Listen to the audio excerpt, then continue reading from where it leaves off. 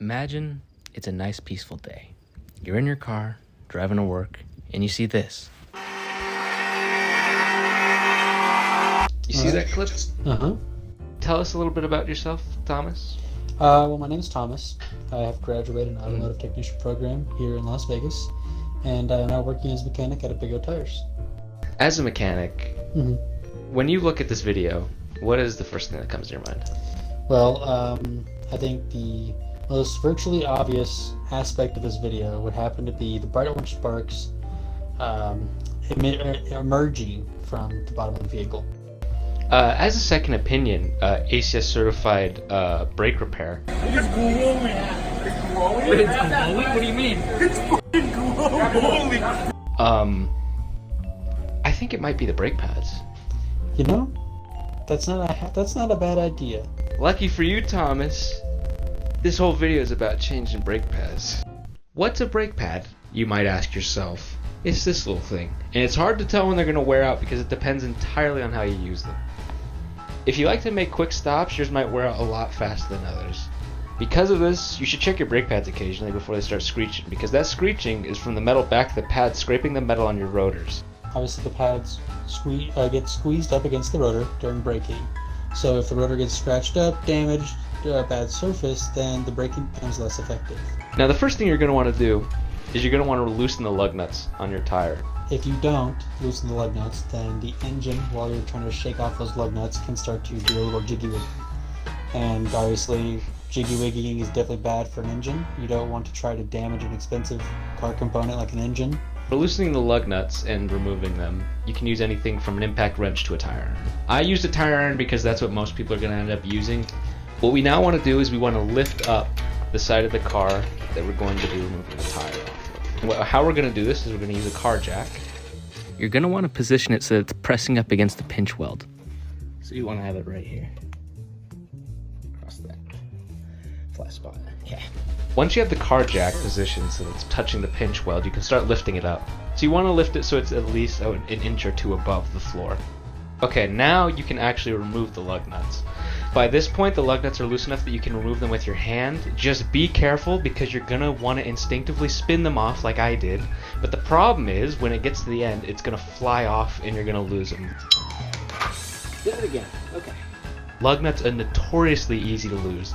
And they're very expensive to lose. They cost around $30 for a pack of them. So you really do not want to lose those things. With all the lug nuts removed, you can now actually pull off the tire. And she's up. Now we roll the sucker over here like this. Bring it down. And you shove it underneath in case it falls. Now what you should see behind the tire is the rotor and the brake caliper. The caliper is that weird little thing that's hugging onto it. And it's got two pins on it. There's the top pin and the bottom pin. For this, we only need to remove the bottom pin because we can lift up the caliper afterwards. Take this.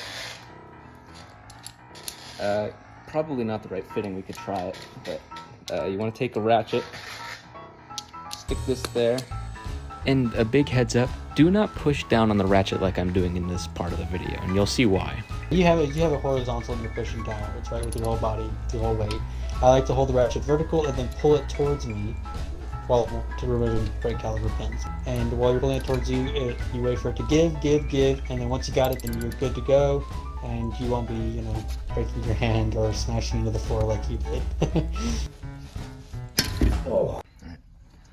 So now with my broken hand. So once you've removed the caliper pin, you should be able to lift up the caliper, and underneath you'll see your two brake pads.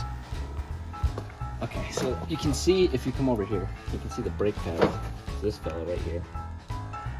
Now, in the video, I didn't actually replace the brake pads, and that's because they've still got a lot left on them, so there was no reason to change them, so I just kept the old ones. But I am taking the inner brake pad out for a reason, and it's because the next step is we need to push the caliper piston back in so that it's flush with the rubber around it. And the way we do this is with something called a brake pad spreader, which is what I'm currently holding in this part of the video.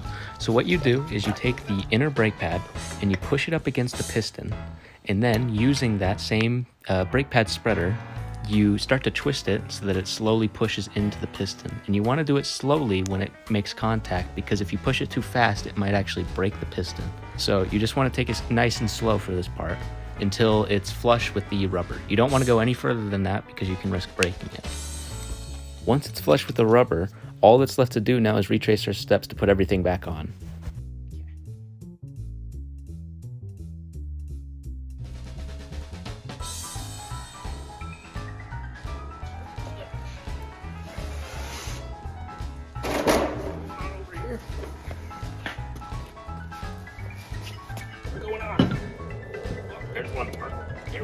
Got it. Nice. Well, if you want to record me trying to get this box with my foot. Or I can just get the box.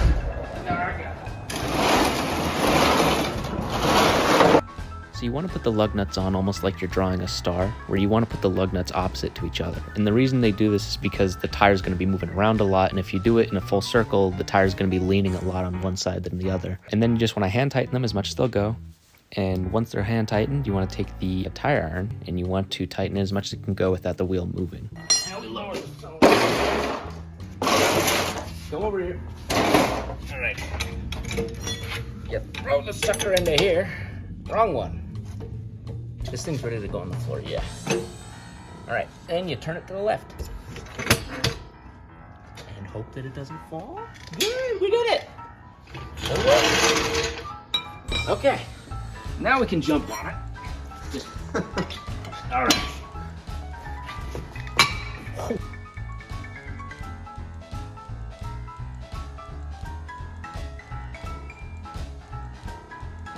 Boom, that's all of them.